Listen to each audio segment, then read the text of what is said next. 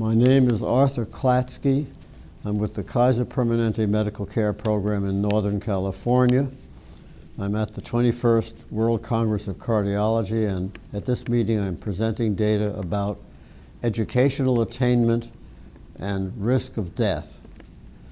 Now, it's an old idea that people with greater affluence have better health and live a little longer, sometimes a lot longer, than people who are less affluent. As a matter of fact, early social epidemiologists in the first half of the 19th century in England and in France and in Germany all came up with this idea and became social activists in the latter part of their careers.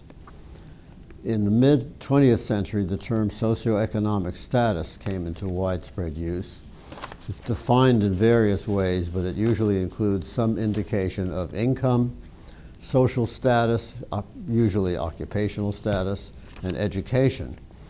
Now, of these three markers of SES, or socioeconomic status, education is one of the better ones. It's correlated pretty well with social status and with income. It's quantifiable, and in most people, by the time they reach the end of youth or middle life, it's a fairly fixed quantity. So educational attainment has been widely studied as a marker of socioeconomic status, and that's what we studied at the Kaiser Permanente program in Northern California. Now, the Kaiser Permanente program is a comprehensive prepaid health coverage plan.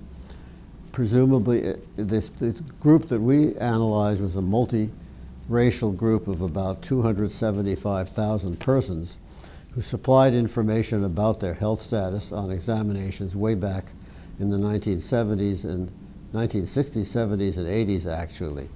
And so there's a long follow-up. It's a multi-ethnic population, and there's fairly good baseline data about not only age and sex and race, but things like alcohol intake, smoking, body mass index, and so forth. Now, we followed them up till recent years, and there was a huge follow-up of 8 million person years, and 103,000 of these 274,000 persons died. So this is a large study. To make a long story short, the analytic method was a logistic regression which was controlled for about 7 covariates, including smoking and alcohol intake.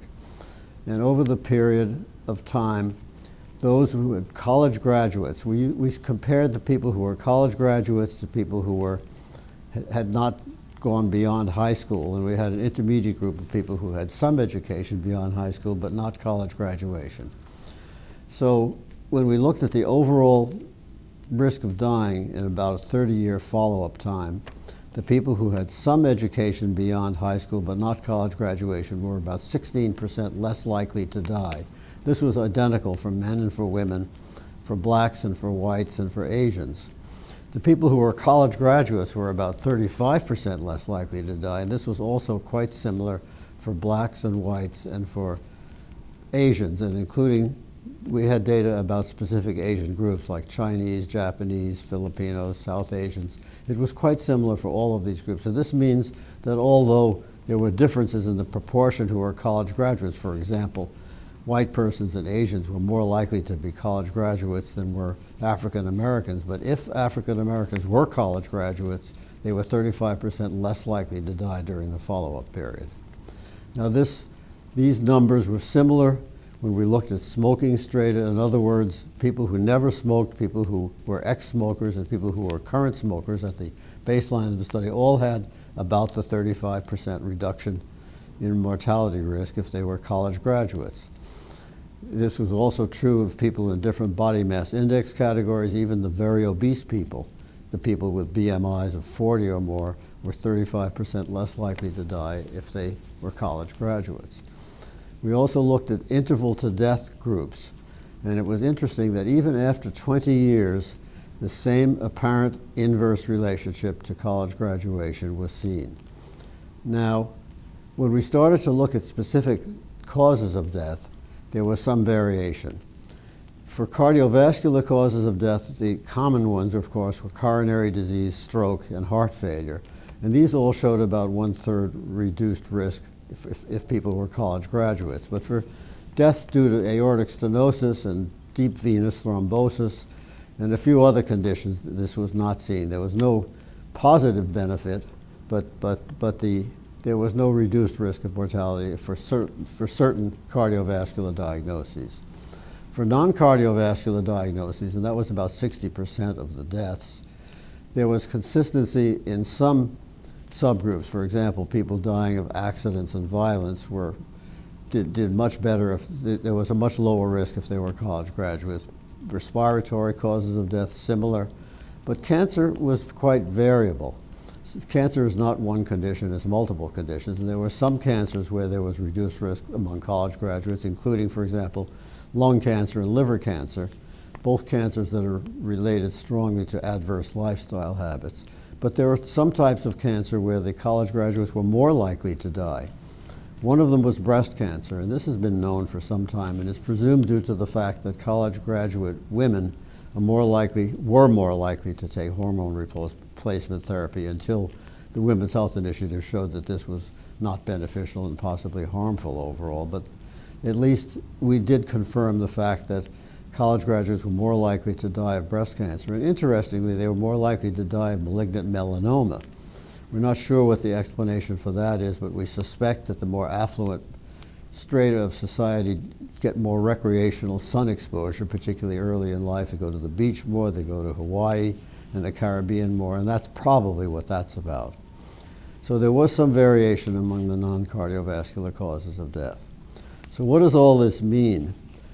I think nobody thinks that having a college diploma just automatically protects people against dying, even if it's on parchment in Latin. But there are a number of plausible explanations. One of them is a less favorable lifestyle, less healthy lifestyle among the people who have less education. And this is probably true, and our data sort of suggest it indirectly. People of higher educational attainment have a better lifestyle. They live in areas that are less polluted. They probably have occupations where they're less exposed to occupational exposures that could cause problems. People of higher educational attainment in general have better access to health care. But in our comprehensive Northern California Kaiser Permanente health plan, we think this factor is minimal. And that's one of the reasons our data is fairly valuable, because people of higher educational attainment and people of lower educational attainment have equal access to care in our program. There are other possible factors, and one interesting one actually is language. People who have more education have better linguistic skills, and this enables a lot of people to deal with healthcare system better, to deal with everything better, and I think language has something to do with this. And there's one more interesting one, which is called reverse causality. In other words, people with some types of chronic illness, particularly psychiatric illnesses like bipolar disorder or schizophrenia, which are associated with higher mortality, may actually, because of their illness, their lifelong illness, be less likely to go to college and to graduate from college. So that's a possible factor. Probably, like most things in life and in epidemiology, there are multiple factors.